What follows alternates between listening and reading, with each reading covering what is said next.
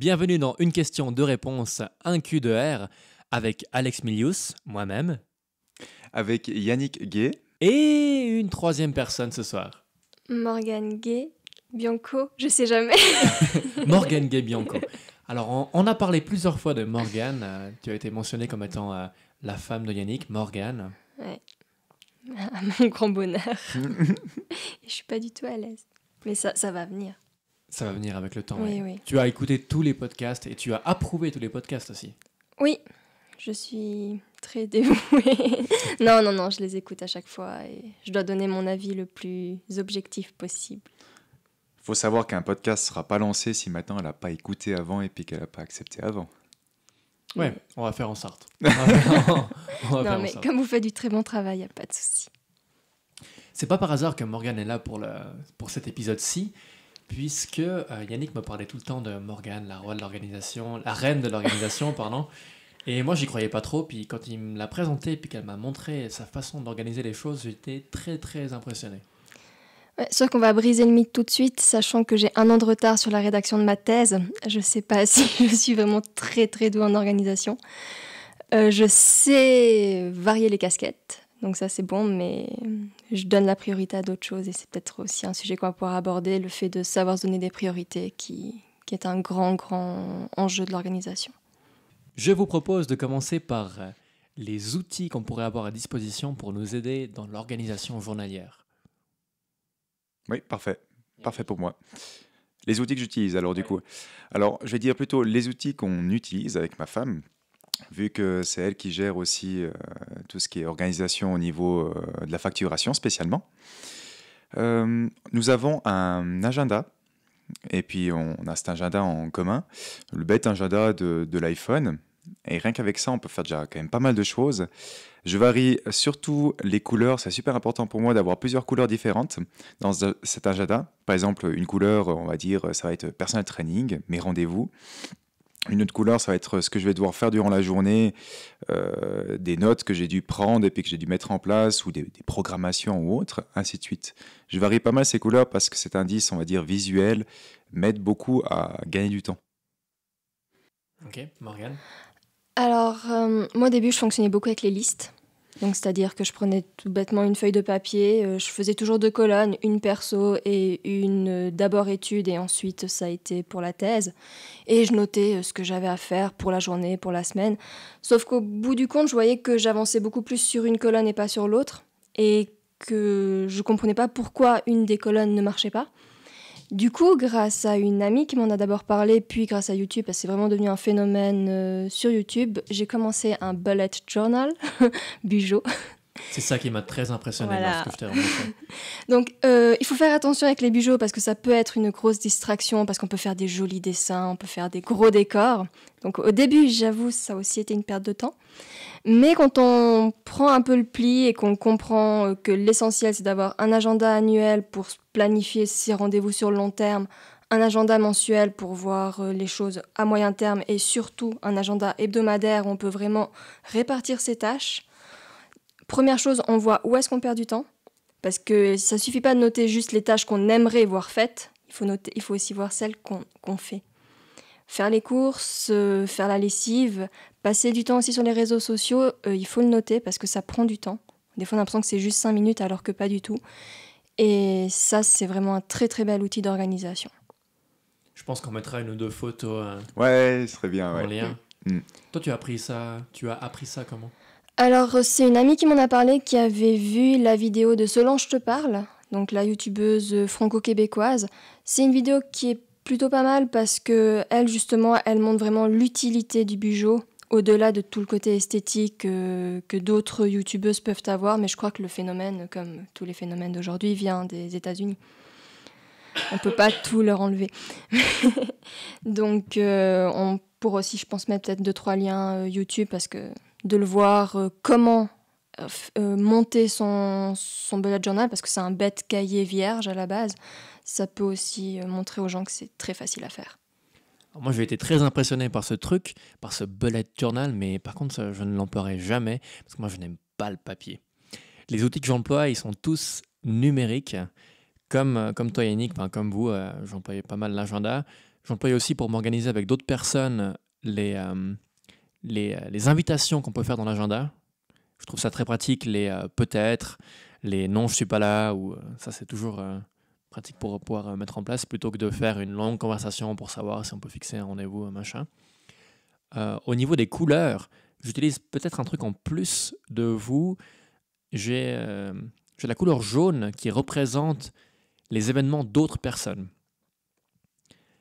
Souvent, s'il y a quelqu'un qui te dit « Ouais, alors moi je serai en vacances pendant les 2 premières semaines du mois d'août », ben, je mets en jaune dans mon agenda pour tous les jours Virginie absente.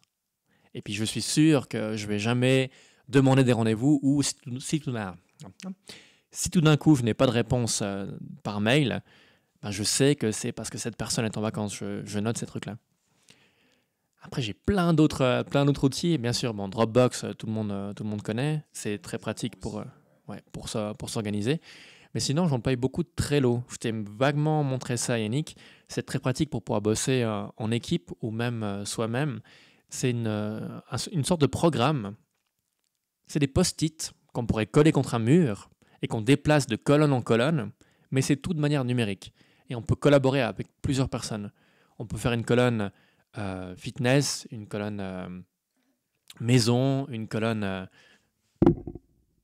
Mon micro vient de tomber, c'est bon. Une colonne pour d'autres choses. Et en travaillant à plusieurs, moi j'aime bien mettre une colonne en cours. Comme ça on sait qu'est-ce qui est fait actuellement. Tu peux avoir des petites checklists. Je vous mettrai aussi en lien, je pense, une vidéo qui présente Trello. C'est assez pratique. Et Morgane, tu parlais de savoir où on passe le plus de temps. Moi, j'emploie Toggl. Alors, c'est T-O-2-G-L. C'est l'application qui fait tout le temps rire Yannick, car j'ai mes petits chronomètres. J'ai mon chronomètre si je bosse pour mes cours, si je suis dans le privé ou si je suis pour le salon de la bière ou pour l'hypnothérapie. Mais en delà de ça, j'ai des sous-sections qui me permettent de savoir si je bosse pour le site internet, les réseaux sociaux, du montage de podcasts. J'aime bien savoir exactement qu'est-ce qui me prend tel ou tel temps, ce qui me permet après par la suite de m'organiser et de créer mon agenda en fonction. Car on se fait une idée parfois, ça prend parfois 2h30 pour un podcast d'une demi-heure. Ouais, c'est vrai que ça m'a fait rire cette application. C'est une application, tu m'as dit ? Oui. Ok. Mais on avait aussi rencontré quelqu'un dans le train qui avait surpris notre discussion et c'était pas que moi que ça avait fait rire en fait. Tu te rappelles de ça ? Oui, alors le truc, il s'est permis de s'immiscer dans notre conversation en disant « Mais il est où le plaisir ?» Alors moi, j'ai essayé de lui expliquer que mon plaisir, c'était d'avoir la liberté d'esprit, de savoir que c'est bon, là, je suis dans mon compteur social. J'ai un compteur surtout qui me tient très à cœur, c'est le compteur Grand-maman Marty Morgan, Grand-maman Papa Marty Morgan. Donc c'est pas ta Morgane, c'est ma nièce. Ma nièce, ma grand-maman, mon papa et mon frère. Parce que c'est important pour moi de passer du temps avec ma famille et je peux voir tout de suite si ça fait trop longtemps que je n'ai pas passé du temps avec eux ou si j'ai envie de glander. J'ai toujours l'impression que j'en fais pas assez professionnellement, j'en fais pas assez pour l'hypnothérapie, j'en fais pas assez pour mes cours. Alors quand je vois que c'est bon, j'ai bossé 12 heures aujourd'hui, ben oui, je peux passer 1 heure à regarder un épisode sur Netflix. Ça me permet de me libérer et je suis moins anxieux de ne pas travailler. Ça peut être une bonne solution, ouais. Et c'est toi qui étais admiratif de ma façon de m'organiser.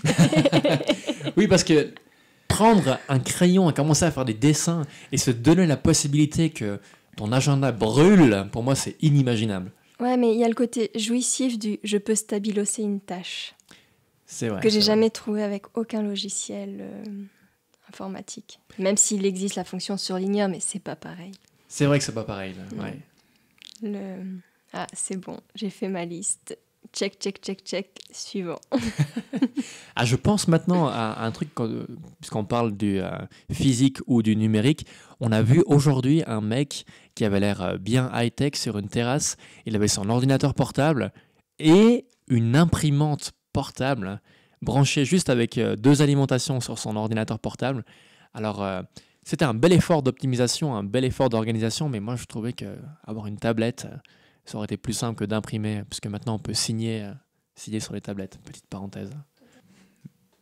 Bon, au-delà de ça, par rapport à l'organisation, je pense qu'une bête liste sur l'application Notes, par exemple dans l'iPhone, où on met les choses à faire le plus rapidement possible, ou bien les choses à faire dans la semaine, avec des dates, ça peut être déjà pas mal pour commencer. Avec un agenda normal, c'est pas mal cool, ouais. Ce qui est important aussi pour moi par rapport aux notes, c'est qu'elles soient également synchronisées de la même façon que les agendas. Puisque si tu commences une note sur ton téléphone, puis que c'est pas la même sur ton ordinateur, puis c'est pas la même sur ton iPad, c'est un peu compliqué. Donc, faut profiter de tout synchroniser avec iCloud. Avec Google, on peut avoir Google Keep, K-E-E-P, qui permet de synchroniser ça aussi. Je vous propose de passer aux choses auxquelles il faut faire attention pour améliorer son organisation. Bon, on va pointer du doigt tout de suite les réseaux sociaux. C'est vrai que c'est la bête noire de nos sociétés actuelles, quoi, parce que avant, l'avantage à la rigueur, c'est qu'on pouvait avoir accès à Internet que sur nos ordinateurs qui étaient à la maison, parce qu'on n'avait pas tous un ordinateur portable, une tablette ou un iPhone. Maintenant, c'est tentant. Il suffit de se promener dans la rue pour voir que les gens passent leur temps, en fait, en checkant leur mail pour ce qu'il y a de plus productif, mais sinon tout simplement en swipant des stories Instagram ou des posts Facebook. Et peut-être qu'une des choses à faire, si on voit qu'on n'arrive pas à s'organiser, c'est de se donner le droit de se couper, de simplement se mettre sur avion. Il y a aussi des applications sur les ordinateurs qui te permettent de délimiter un certain temps, où soit tu n'as pas du tout accès à Internet, ou alors tu n'as pas accès à certains sites Internet pendant un laps de temps. Et quand tu as fait tes 50 minutes d'intense travail, tu peux t'octroyer 10 minutes de pause. Après, moi, je voyais le problème que j'avais, c'est que mes 10 minutes de pause, elles se prolongeaient en 30 minutes, voire 60 minutes, parce qu'on commence à regarder une vidéo et on passe à une autre. Donc voilà. Moi, je suis assez partisan du tout ou rien. Si on a la possibilité d'être totalement déconnecté des réseaux sociaux, de Twitter, Facebook et tout ça, au travail, c'est pratique. Mais en tant qu'indépendant, on doit aussi employer les réseaux sociaux et c'est là que ça devient difficile parce qu'on peut très vite se dire qu'on passe voir sur la page professionnelle de tel et tel et après se retrouver dans ces trucs privés. Alors, pour ça, moi, j'emploie l'application de Facebook Page. Oui, Page, qui te permet de ne pas être vraiment connecté à Facebook, mais uniquement à ton compte professionnel et de gérer tes messages reçus. Tu peux aussi connecter ça à Instagram, qui est pratique, ça te permet de gérer 2 réseaux en même temps. Ah, c'est une bonne alternative. Par contre, ça ne te permet pas d'aller voir les pages de tes collaborateurs ou autres. Alors ça, je sais pas. Je suis pas sûr d'employer ça pour ça. Moi, j'emploie principalement quand je sais que je dois répondre à des messages sur Facebook ou répondre à des messages sur Instagram. Ouais, mais c'est déjà une bonne façon de restreindre la tentation. En fait, vous êtes vraiment des malades de l'optimisation, les deux. Hein. Ouais, je te dis, parce que moi, je disais vraiment pas ça. Je suis ta femme, quoi. Voilà. Non, mais vous êtes un couple d'école, c'est tellement mignon. Alors non, moi, pour ma part, c'est vrai que je suis plutôt adepte de l'autoflagellation. Ok. Non, par là, je veux dire, c'est que pour ma part, il faut prendre conscience de nos erreurs. Et par la prise de conscience, il faut essayer de s'améliorer. C'est valable pour tout ce que je fais dans ma vie. Donc ça va être valable aussi pour les erreurs que je fais par rapport aux réseaux sociaux.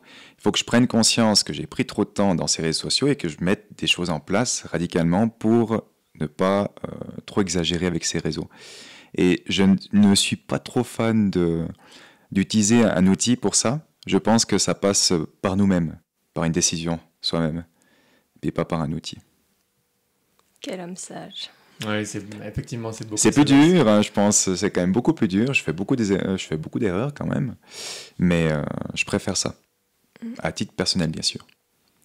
Moi, j'ai vraiment de la peine à faire cette nuance parce que je me donne toujours des excuses en me disant que oui, mais c'est pour le travail que je vais voir ce brasseur, c'est pour le travail que je m'amuse à fouiller là-dessus, puis en fait non, c'est pas vraiment dans mon intérêt à ce moment-là. Dissonance cognitive, c'est beau ça.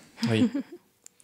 Une technique aussi que les gens ils peuvent employer qui travaillent vraiment dans des grosses entreprises, ceux qui se permettent de sortir faire des pauses clopes, sortir faire des pauses réseaux sociaux ou sortir faire des pauses plein air. Après, je trouve, enfin, ce qui est compliqué, je suis pas indépendante, donc je peux. Mais par contre, je travaille à la maison et c'est vrai que j'avais la possibilité d'organiser mon temps.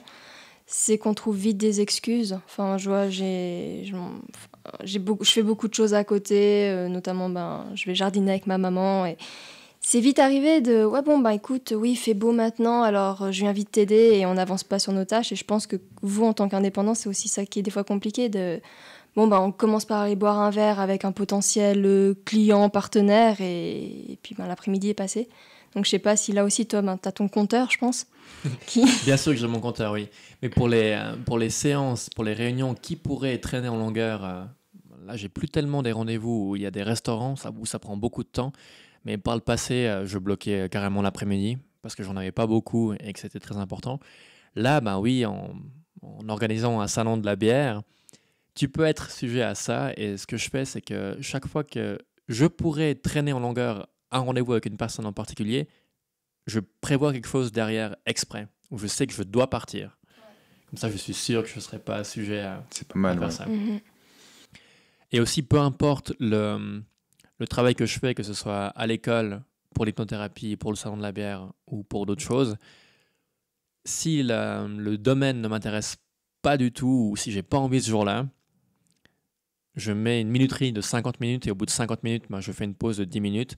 Par contre, si je suis à fond pour un sujet le jour-là, là, je mets 120 minutes et là, je dois m'obliger à faire une pause pour décrocher. Puisqu'en sachant que j'ai 50 minutes quand je m'emmerde et quand ça me fait chier de bosser, je sais que c'est bon, je vais pouvoir aller traîner sur Facebook pendant 10 minutes après si j'ai envie. C'est la petite récompense. Ouais. Il ne faut pas oublier un truc, c'est que généralement, quand on est indépendant, on a tendance à mettre trop de choses à faire durant la journée. Et puis on arrive à la fin de la journée qu'on n'a pas tout fait. C'est important aussi de laisser des petites plages horaires où on peut laisser la place à l'inattendu, à l'imprévu, parce qu'il y en a tous les jours. Donc dès que vous mettez en place dans votre agenda, par exemple, les rendez-vous, laissez toujours, moi je laisse 15 minutes entre chaque client, pour gérer l'imprévu, par exemple, pause café avec le client, gérer l'imprévu de la personne qui serait peut-être pas bien, qui aurait besoin de discuter, etc. Alors moi, j'ai pas ce problème-là avec les clients parce que je les enchaîne pas, mais avec avec Google Agenda, tu peux faire en sorte que tes rendez-vous par défaut, si tu fixes 1 heure, en fait, ils durent 50 minutes et que comme ça, tu te prépares à terminer, tu sais que tu dois clore le sujet, mais que tu as encore 10 minutes pour terminer. Puisque mon problème avant, c'est que quand je me fixais 1 heure pour faire quelque chose et que je devais passer à autre chose, dès que je dépassais de 5 minutes, je me disais, bon, de toute façon, mon agenda, il est merdé, et je me retrouvais à passer 2 heures sur quelque chose que j'avais fixé 1 heure. Donc c'est vrai que de fixer les imprévus, ça peut être bien aussi. Ouais. Il y en a qui fixent des manger dans leurs agendas. Je vois pas ce que tu veux dire.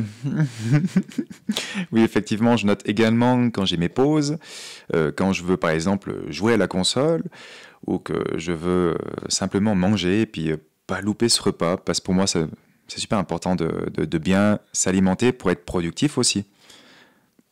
Passons maintenant à l'optimisation, non pas l'optimisation, l'organisation de l'espace de travail. C'est de l'optimisation. On peut appeler ça comme ça, ouais. Je me permets de commencer. Vu que j'ai passé beaucoup de temps sur les bancs d'école, donc j'ai aussi passé beaucoup de temps autour d'un bureau. Si c'est possible, privilégiez un endroit qui sera dédié à votre travail. Aménagez-vous un espace clair qui donne plus ou moins envie de travailler, pas de fuir loin de devant la télé. Il vous faut un bureau donc relativement grand où il y a beaucoup d'espace pour que vous puissiez vous étaler, où vous n'avez pas non plus trop de distractions. Donc c'est super, toutes ces petits stickers que vous pouvez coller qui vont vous motiver, et tout ça, c'est très DIY youtubeuse. Mais gardez surtout un esprit clair et voilà quoi, un plan de travail où vous avez de la place, où vous pouvez vous étaler, mais où vous allez faire une chose à la fois. Donc ne faites pas une pile A pour je fais ça ce matin, une pile B pour je fais ça cet après-midi, une pour ce soir, et au final, à la fin de la journée, on sait tous que les 3 piles vont être mélangées. Donc je pense que c'est déjà une première étape. Je suis assez d'accord avec ça, d'avoir un bureau où il y a juste le dossier que vous devez traiter sur le bureau. On a tous des tiroirs au bureau, donc on peut cacher les autres dossiers. De faire les choses étape par étape, c'est important. C'est la même chose pour l'ordinateur. D'ouvrir 50 pages différentes avec 50 sites internet différents, avec le Note ouvert ou bien iTunes ou plein d'autres choses, c'est contre-productif. De vraiment zapper entre chaque truc, ça va être contre-productif. Si vous avez un truc à écrire, ouvrez juste Word et vous écrivez. Si vous avez des sites internet à trouver, vous allez vous occuper que de la partie internet. Au niveau des dossiers, quel dossier Il n'y a pas de dossier, on ne doit pas employer de papier. Tu veux dire les dossiers sur le bureau ou bien? Oui, voilà, c'est ça. Moi, je n'emploie pas de papier. Alors moi, j'aime toujours un petit peu le papier. Mais Alex, à chaque fois, il aime bien me montrer comme quoi ma pile de dossiers sera toujours plus grosse que son iPad. Oui. Je deviens malade en classe quand on reçoit des tonnes et des tonnes de documents et que je fais putain, mais filez-moi un PDF, quelque chose. Il est où le contrôle F là-dessus pour trouver rapidement les choses? Moi, ça me rend dingue.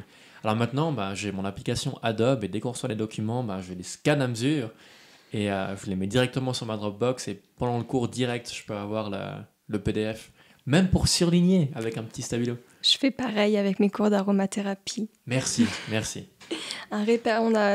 vrai qu'en aroma, on avait reçu un répertoire avec les huiles essentielles où ça nous donnait toutes les indications et les contre-indications. Facile. Vous avez mal à la tête? Un instant, s'il vous plaît, CTRL F, mot de tête. Ça, c'est vrai. J'avoue que ça a quand même son avantage. Les piles dont je parlais, c'est des corrections à faire. Parce que quand je bossais à l'Uni, les étudiants nous amenaient quand même leurs travaux de séminaire qu'ils avaient pris soin de faire relier. Donc on se sentait un peu mal à l'aise de dire « j'aurais préféré un PDF, s'il vous plaît ». Les gens ne savent peut-être pas, mais tu as été prof. Hein. Non, assistante. Assistante, ok. Non. Et c'est pas fait pour moi. Mais non, mais c'est vrai que il y a des gens qui ont besoin d'avoir le papier aussi. Mais maintenant, le monde actuel permet aussi d'avoir une majorité de choses tout par électronique, notamment les factures. Mais je connais beaucoup de personnes qui travaillent dans des bureaux et qui ont besoin d'avoir ce papier parce que pour classer dans des archives, ça reste quand même plus pratique. Donc si vous travaillez dans un bureau, s'il vous plaît, pensez aussi à faire des piles par thème et de sortir une pile à la fois. Moi, ça me fait toujours bizarre quand je vois marqué au fond des mails « S'il vous plaît, n'imprimez pas cet email ». Mais qui fait ça? Qui fait ça? Pourquoi? Certains de nos clients pour les factures. Oui, et qui les classent après. Ouais. Moi, je pense que les personnes qui sont encore au papier physique puis qui disent « Non, moi, j'ai besoin du papier », c'est des gens qui n'ont pas pris la peine de prendre le temps. En 2 semaines, c'est bon, t'as pris le coup et ça optimise beaucoup. Après, je suis d'accord que je suis un petit peu extrême de garder tout numérique, mais en 2 semaines, tu peux passer progressivement au numérique. Pour ce qui s'agit de la formation, rien que le fait d'avoir du papier et de devoir rechercher la solution, et puis pas de faire CTRL F, c'est une phase d'apprentissage. Ça peut être une phase d'apprentissage. J'adore la tête que tu tires là maintenant. Il y a un conflit autour de la table. Non, c'est vrai, j'avoue, c'est bien, mais... Ça peut être une bonne phase d'apprentissage et ça permet d'apprendre plus rapidement. Parce que de chercher par soi-même la solution, c'est ça qui donne des résultats aussi. Après, c'est vraiment génial le fait d'avoir aussi autour de cette table des gens différents. Moi, je suis différent, vous êtes la même chose, je suis d'accord. Mais c'est bien d'avoir des avis différents parce qu'en fait, il faut tout, quoi. Au niveau de l'optimisation de mon espace de travail, moi, ce que je vous conseille, c'est de déménager à Planchouet, à 1500 mètres d'altitude, dans un village où il n'y a que 10 personnes qui habitent à l'année. De cette façon, vous ne risquez pas d'avoir beaucoup de propositions pour aller boire des verres. Je suis en train de me dire que la raison pour laquelle je n'aime pas le papier, c'est peut-être parce que j'ai une petite pente de 10 mètres à monter depuis ma voiture jusqu'à mon chalet et que ça ferait un petit peu lourd sur mon dos. Après, au niveau du bureau, j'aime bien ce que tu dis, Morgane, à propos des piles qui s'amoncellent sur le bureau. puisque moi j'ai un décrochement à mon bureau. Ça serait assez sympa qu'on prenne une photo chacun de nos bureaux sans le ranger directement pour le transmettre. Et si j'ai pas de bureau? Ah bah voilà, mais c'est intéressant aussi, Ouais. tu montreras que t'as pas de Non, bureau. rectifiant, Yannick n'a pas un bureau au sens conventionnel, mais il a un canapé avec une table. Voilà, la table de Yannick. On aura une photo de la table de Yannick.